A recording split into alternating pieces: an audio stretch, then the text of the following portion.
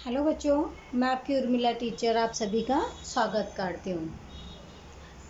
अब हम पढ़ेंगे बीए में हमारा 4th लेसन व्यवस्था तंत्र चल रहा था।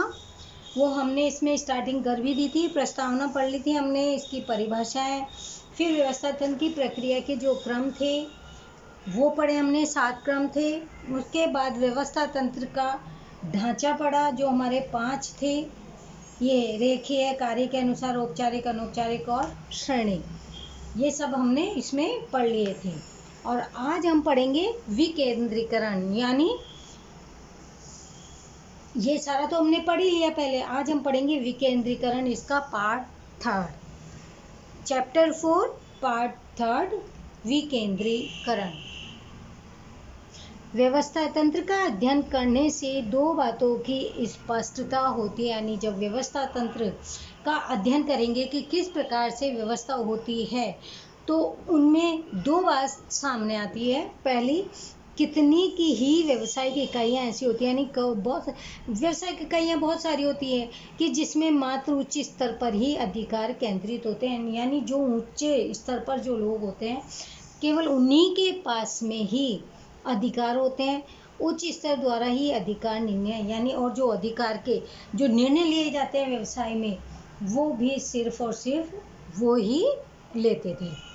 दूसरा, कितनी व्यवसाय इकाइयों में हर स्तर पर कार्यरत कर्मचारी की अमुक निर्णय लेने का अधिकार दिया जाता है, और कई ऐसी व्यवसायिक इकाई भी है जिनके स्तर अलग अलग होते हैं और अलग अलग उनके विभाग के अधिकारी होते हैं, तो वो भी निर्णय ले लेते हैं। ये अपने कार्य के संदर्भ में योग्य निर्णय लेने के लिए स्वतंत्र होते हैं, और ये जो कर्मचारी अधिकारी होते हैं इन्हें अपने व्यवसाय संबंधी, यानी अपने जो उनका विभाग होता है उसमें निर्णय लेने की भी स्वतंत्रता होती है।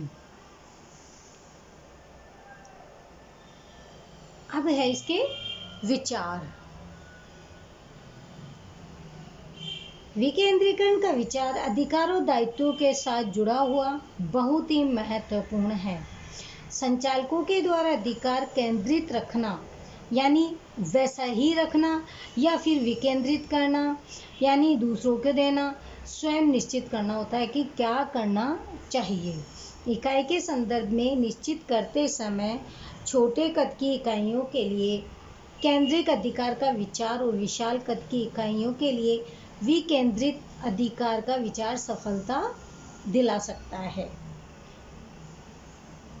यानी इसमें क्या है विकेंद्रीकरण में कि जो अधिकार और दायित्व एक साथ ही जुड़े हुए होते हैं इसमें, लेकिन अपने अधिकार को रखना या फिर उसको खुद निश्चित करके काम करवाना, ये उसकी इस पर डिपेंड करते हैं, यानी निर्भर रहते हैं कि छोटी इकाइयों के लिए तो चलो अधिकार और जो भी है वो काम में ले सकते हैं, लेकिन जब बड़ी इकाइयाँ होती है उसके लिए अधिकार पर, यानी जो अधिकार विभाग के अधिकारी के पास होता है तो वो अपने अधिकार के द्वारा अपने काम को अच्छा भी करवा सकता है, जिसका परिणाम क्या निकलता है, उनकी इकाइयों को सफलता प्राप्त होती है। अब है अर्थ। उच्च स्तर से निम्न स्तर की ओर क्रमशः अधिकार सौंपने के व्यवस्थित प्रयत्न को विकेंद्रीकरण कहते हैं। ये जिस प्रकार से हमने यहाँ पे पढ़ा था, इसका अधिकार जैसे संचालक मंडल, फिर अधिकार जनरल और फिर प्रबंधक वगैरह, उच्च स्तर यानी ऊपर शीर्ष से लेकर के जो मेन अधिकार है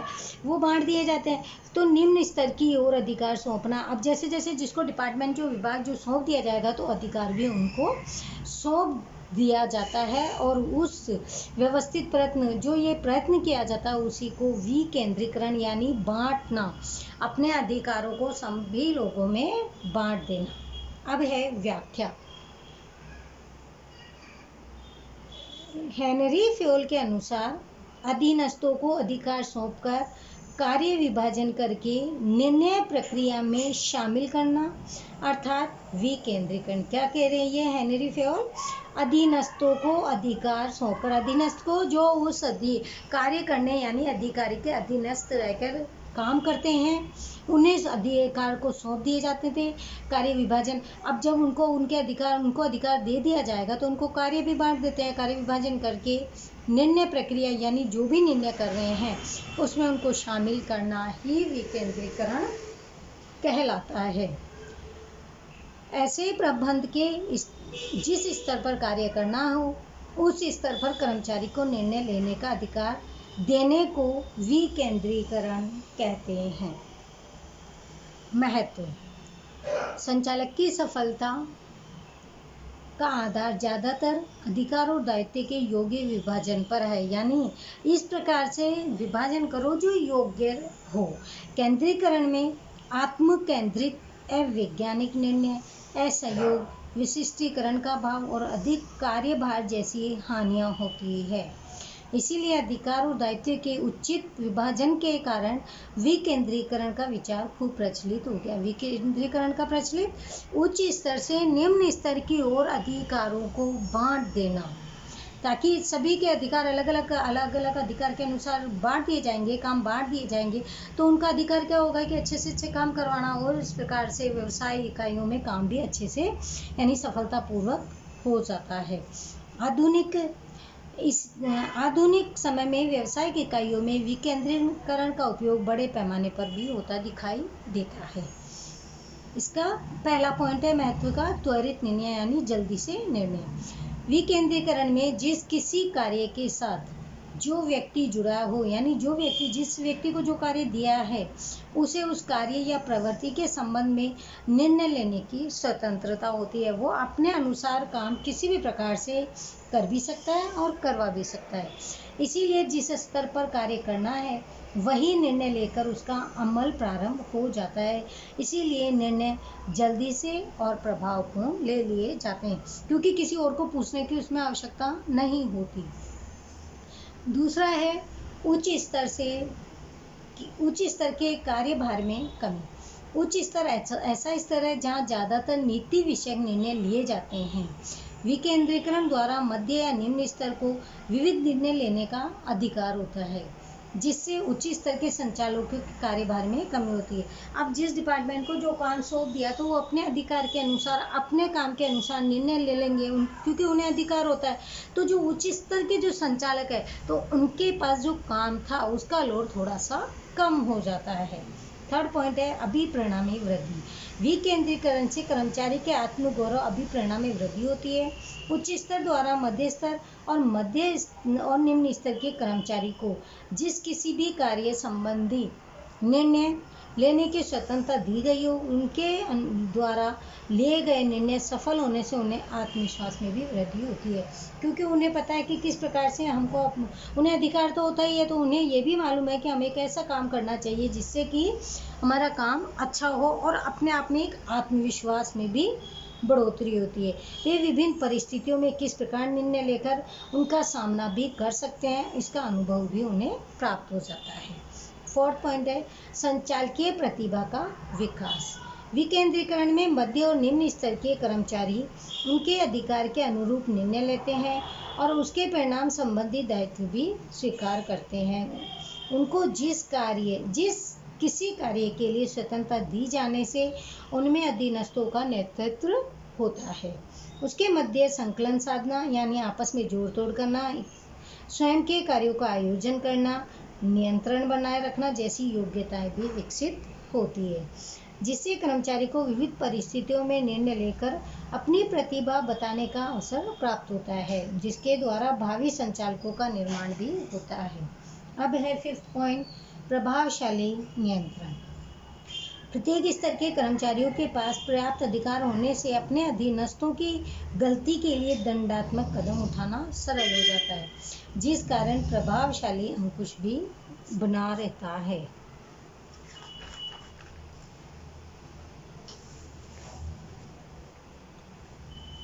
सिक्स पॉइंट संवादिता का सर्जन। विकेंद्रीकरण द्वारा प्रत्येक स्तर पर कार्यरत कर्मचारी को निर्णय प्रक्रिया में शामिल करके विशेष महत्व दिया जाता है। यानी क्या, कौन सी प्रक्रिया होती है? विकेंद्रीकरण प्रक्रिया होती है। उसके द्वारा क्या है कि सभी स्तर के जो भी कर्मचारी हैं उनको अपने अनुसार अधिकार होते हैं, अपने अनुसार काम करवा सकते हैं, जिससे क्या होता है कि वो निर्णय भी जब उन्हें कोई निर्णय लेना होता है तो वो आसानी से ले सकते हैं। प्रत्येक स्तर के अधिकारी कर्मचारी अर्थात आदेश देने वाला और सहायकों के मध्य चर्चा विचारणा यानी वार्तालाप द्वारा योग्य निर्णय लिए जाते हैं। इस प्रक्रिया के दौरान प्रत्येक समूह दूसरे समूह के संपर्क में आता है। इससे इकाई में सहयोग का वातावरण सर्जित होता है और संवादिता का सृजन होता है, यानी बातचीत जो करते हैं वो भी सामने आती है कि किसको, आपस में दो लोग बैठेंगे बात करेंगे तो समझ में आएगा कि किस प्रकार से कार्य करें ताकि कि अच्छा हो काम हमारा। अब है सीमाएं। जहाँ बहुत ही छोटे पैमाने पर व्यवस्था तंत्र की रचना करनी हो, साथ ही व्यवसाय के रहस्यों की सुरक्षा कठोरता से करनी आवश्यक हो, ऐसी परिस्थिति में विकेंद्रीकरण नहीं अपनाया जाता। कई बार समान नीति के अमल के अभाव में और संकलन के अभाव के कारण विकेंद्रीकरण भी असफल हो जाता है। ये कब सफल होता है? जब बहुत बड़ी बड़ी इकाइयाँ होती है, काफ़ी काम होता है, वहीं पे ये विकेंद्रीकरण सफल सिद्ध होता है। अब है अधिकार सौंपना। अर्थ, नियम की दृष्टि से अधिकार अर्थात नियम के अनुसार कदम उठाने का अधिकार, परंतु व्यवसाय इकाई में संचालन की दृष्टि से देखें तो अधिकार अर्थात आदेश देना और उनका पालन हो, यही देखने को मिलता है। यानी जो मेन हेड होता है, संचालक होता है, वो अपने कर्मचारियों को, उसके पास क्या अधिकार होता है? उसके पास अधिकार होता है कि वो अपने कर्मचारियों को काम करवाए।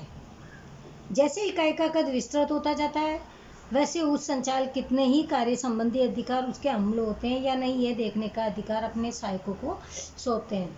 अब ये संचालक क्या करते हैं, जैसे जैसे बहुत बड़ी इकाइयों में व्यवसाय बड़ा होता है तो वहाँ पे क्या करते हैं कि यह अपने अधिकारों को, जो उनके सहयोगी हैं काम करने वाले, उनको बांट देते हैं। सहायक उनको सौंपे गए कार्य को प्रभावशाली रूप से पूर्ण कर सके, इसके लिए उन्हें कार्य करने और उसका अमल हो ये देखने का अधिकार भी देने पड़ते हैं, जिसे क्या कहते हैं? अधिकार सौंपना। यानी होता अधिकार किसका? मेन खुद का होता है, लेकिन वो अपने जो मेन तो संचालक का होता है, लेकिन जो अपने सहायक काम करने वाले जो सहायक व्यक्ति होते हैं उनको अधिकार दे देते हैं, जिससे कि काम अच्छा हो, और इसे क्या कहते हैं? अधिकार सौंपना कहते हैं। वैसे सामान्य अर्थ में कहा जाए तो अधिकार सौंपना अर्थात कार्य को दूसरे को सौंपना और कार्य को करने के लिए अधिकार देना। अब जब हम कार्य किसी और को देंगे तो अधिकार भी हमें देने पड़ेंगे, और यही होता है अधिकार सौंपना। व्याख्या, लुईस एनल क्या कहते हैं इसमें? अधिकार सौंपना एक ऐसी प्रक्रिया है जिसमें संचालक अपने को प्राप्त अधिकार में से अपने सहायक को कार्य कर्तव्य के साथ अधिकार सौंपता है, और सहायक अन्य व्यक्तियों के सहयोग से कार्य को अमल करवाने के उद्देश्य से इसको सचेतता से स्वीकार करता है। अधिकार सौंपने में दायित्व का विचार भी पूरक है।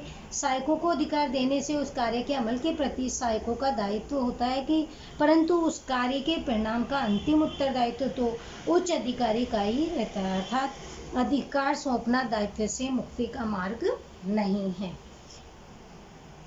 महत्व, अधिकार सौंपना उस संचालक को कार्य में राहत देता है जिस कारण वे नीति विषयक निर्णयों पर ध्यान केंद्रित कर सके, जिनके द्वारा संचालक कार्यक्षम रूप से होता है। इसीलिए कहा जा सकता है कि अधिकार संचालक की चाबी है, जबकि अधिकार सौंपना व्यवस्था तंत्र की चाबी है।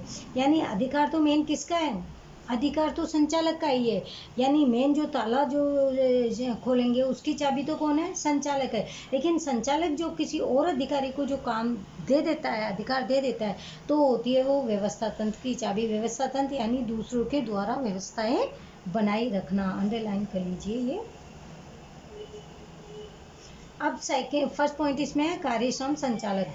अधिकार सौंपने के कारण इकाई के उच्च स्तर पर कार्यरत अधिकारी के कार्यों में से कमी हो जाती है। यानी जो उनके पास जितना ज़्यादा काम था अब उनके पास थोड़ा सा कम हो जाता है। दैनिक कार्य को अन्य स्तर पर सौंपने से उच्च स्तर के संचालक महत्वपूर्ण विषयों पर ध्यान देकर लक्ष्य प्राप्त कर लेते हैं, क्योंकि अब उनका क्या हुआ कि काम थोड़ा सा कम हो गया, बट गया, तो अब वो मेन जो लक्ष्य था उधर ही ध्यान लगा सकते हैं, जिस कारण क्या होता है? संचालक कार्य प्रभावशाली हो जाता है। सेकंड पॉइंट है कर्मचारी विकास।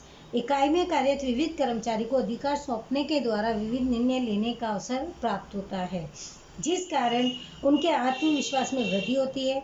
बार बार एक ही प्रकार के निर्णय लेने से उनकी निर्णय शक्ति अधिक से अधिक तर्क संगत यानी सही से फॉलो करने वाली, नियम बनाने वाली और प्रभावपूर्ण होती है।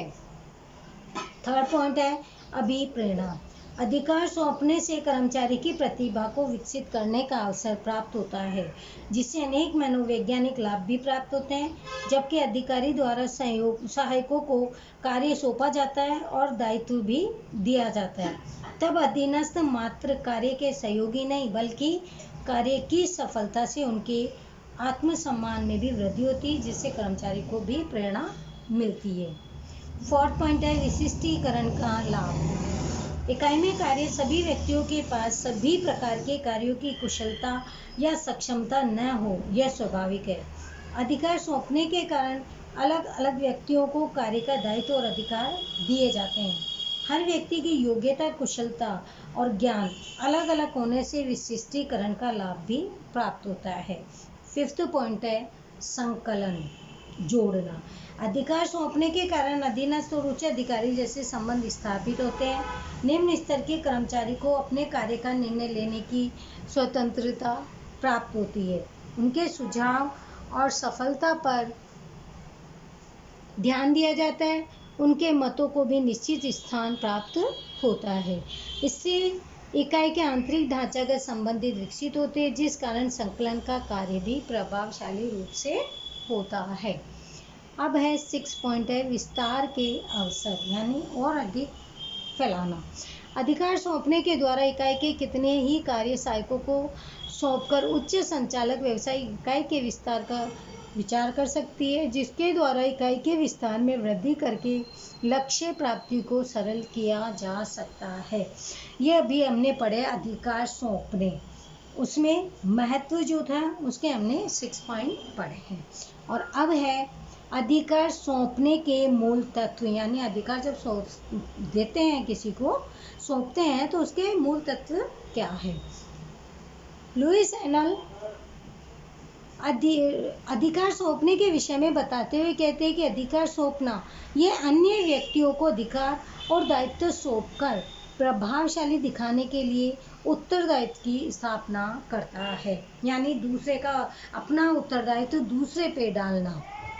उनके कथानुसार अधिकार सौंपने में निम्न तत्वों का समावेश होता है। सबसे पहले इसमें कितने हैं, 3 पॉइंट उन्होंने बताए, दायित्व सौंपना, अधिकार सौंपना और उत्तरदायित्व का सर्जन। वैसे दायित्व, अधिकार सौंपना और उत्तरदायित्व रूपी तीनों पायों का महत्व एक समान ही है। ये 3 जो बताए हैं लुईस एनल ने, लेकिन ये तीनों हैं एक ही चीज। ये तीनों तो स्वतंत्र होने के बावजूद भी परस्पर जुड़े हुए हैं, जिनके संतुलन से ही कार्यक्षम व्यवस्था तंत्र का ढांचा रचा जाता है। इसमें पहला क्या है, दायित्व सौंपना। दायित्व उच्च अधिकारी के द्वारा किसी कार्य के लिए विभाजित किया गया कर्तव्य, यानी जो ऊंचे जो अधिकारी है उसका क्या दायित्व है, उनका दायित्व है कि जो भी कार्य दिया गया उस कार्य को विभाजित करना, यानी बांटना, ये उनका सबसे बड़ा कर्तव्य होता है। कोई निश्चित कार्य को पूर्ण करने के लिए यदि कार्य सौंपना आवश्यक हो तो वह दायित्व कहलाता है। दायित्व के कारण आदेश देने वाले और अधीनस्थ के संबंध में स्थापित होते हैं, क्योंकि अधीनस्थ आदेश देने वाले द्वारा सौंपे गए सभी कर्तव्यों का पालन करने वाला है। जैसे कि अधीनस्थ का हमेशा उसके उच्च अधिकारी के प्रति दायित्व रहेगा ही, यानी जिन व्यक्तियों को अधिकार दिया गया, काम दिया गया, उनका दायित्व क्या है कि जो उच्च अधिकारी है और जिन्होंने काम दिया तो हम उनको अपना अच्छे से काम करके, उनका कर्तव्य यही है कि हम अच्छे से काम करके उन्हें दें, यह उनका दायित्व भी बना रहता है। अधिकार और दायित्व के विषय में स्पष्टता आवश्यक है। जब किसी कार्य के संबंध में दायित्व बांटा जाए तब उस संबंधी अधिकार उस व्यक्ति को देना आवश्यक है। इसके लिए अधिकार अनुसार दायित्व देने के विचार की हिमायत दी जाती है। यदि दायित्व के प्रमाण में अधिक अधिकार दिए जाते हैं तो उसका दुरुपयोग होने की संभावना भी होती है, यानी अधिकार भी कितने देने चाहिए, जितना कि वो अपने दायित्व को निभा सके, पूरा कर सके। इसके विपरीत यदि दायित्व के प्रमाण में कम अधिकार दिए जाए, अल्प मीन्स कम, तो वह कार्य प्रभावशाली रूप से नहीं हो सकता, यानी जितना उन्हें काम दिया उनको उतना स्वतंत्र अधिकार भी मिलना आवश्यक है। इसीलिए अधिकार और दायित्व के संतुलन के द्वारा योग्य और कार्यक्षम व्यवस्था की रचना हो सकती है। इसके बाद हमारा सेकंड पॉइंट है अधिकार सौंपना। अभी हमने पढ़ा दायित्व सौंपना। अधिकार एक ऐसा हक है जिसके द्वारा अन्य से काम लिया जा सकता है, यानी दूसरे व्यक्ति से हम काम किस प्रकार से ले सकते हैं।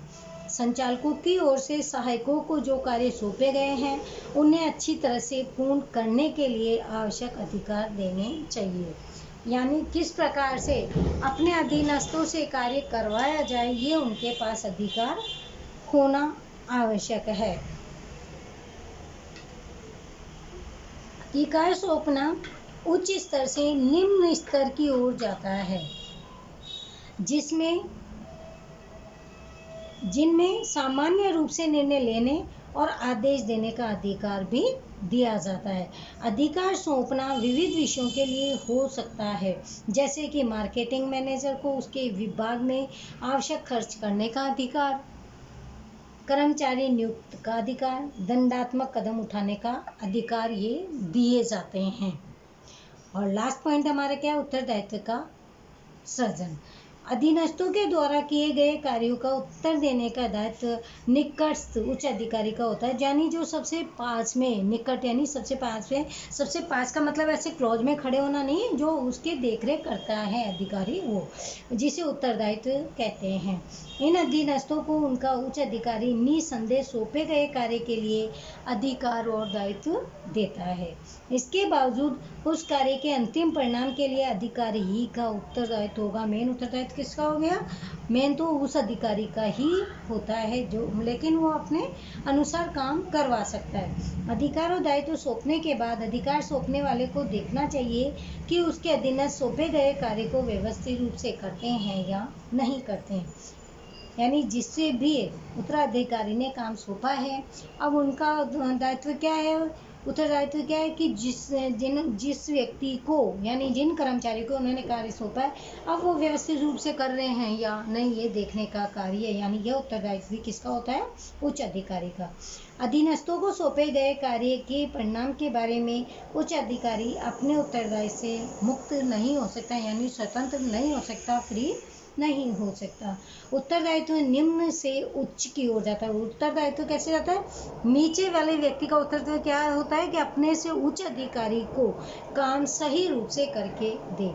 उत्तरदायित्व को सौंपा नहीं जा सकता है। उदाहरण, हिसाब अधिकारी द्वारा हिसाब लिखने का दायित्व अकाउंटेंट को ही सौंपा जाता है, परंतु हिसाब सही है या नहीं यह जांचना और भूल या गड़बड़ संबंधी उत्तर देने का उत्तरदायित्व हिसाबी अधिकारी का ही होगा, जो वो हिसाब देने वाला अधिकार होता है, जिसके हाथ में ये सभी लेखा जोखा होता है, न कि हिसाब लिखने वाले अकाउंटेंट को। लिखने वाले को कोई लेना देना नहीं होता है, लेकिन जो हिसाबी अकाउंटेंट है, हिसाबी अधिकारी है, उसी का पूरा उत्तरदायित्व इसमें होता है। ये जो डायग्राम था, ये अधिकार सौंपने के मूल तत्व थे, जो हमने ये तीन पढ़े ना, दायित्व सौंपना, अधिकार सौंपना और यही है दायित्व, अधिकार, यानी ये तीनों अलग अलग रूप से दिए जाते हैं, सौंपे जाते हैं। आज हमारा ये 4th लेसन व्यवस्था तंत्र यहीं पर कंप्लीट होता है। एक बार आप इसके पहले टिक कर लीजिए कौन कौन से आपको इसके करने हैं। फर्स्ट वाला, सेकंड, अब ये सेकंड का सेकंड है, कंप्लीट ही करने हैं इस बार। थर्ड वाला भी कंप्लीट एंड फोर्थ वाला। इसमें फिफ्थ वाला नहीं करना, विस्तार पूर्वक वाले आपको इसमें नहीं करने हैं। आपको इसमें करना है पहला, दूसरा, तीसरा और चौथा। पहला, दूसरा, तीसरा, चौथा, यानी फर्स्ट, सेकंड, थर्ड, फोर्थ। आपको ये चारों क्वेश्चन नोटबुक में क्वेश्चन आंसर करने हैं। इसमें गपचा गपची भी नहीं मारनी है, क्योंकि ये जो मैं इस बार बता रही हूँ ये आपके बोर्ड के अकॉर्डिंग बता रही हूँ। जो भी बोर्ड में जो पेपर आएगा वो इन्हीं क्वेश्चन में से आएगा, ना कि बुक के अंदर से। हाँ, एक बात जरूर है, जो भी इसमें फुल फॉर्म आ रही है वो आपको ज़रूर पढ़नी है, क्योंकि फुल फॉर्म बहुत इम्पोर्टेंट है। वो आती ही आती है, 2, 3 या 4 करीब करीब इतनी आपके आएगी, तो आपको वो सब चीज़ें इसमें ध्यान रखनी है। और इसी के साथ हमारा ये आज का लेक्चर यहीं पर रोकते हैं, आगे का कंटिन्यू रखेंगे हम नेक्स्ट लेक्चर में। और अब हम आगे का पढ़ेंगे 5th चैप्टर कर्मचारी व्यवस्था, वो टू बी कंटिन्यू करेंगे नेक्स्ट लेक्चर में। Okay, thank you everyone, good bye बच्चों।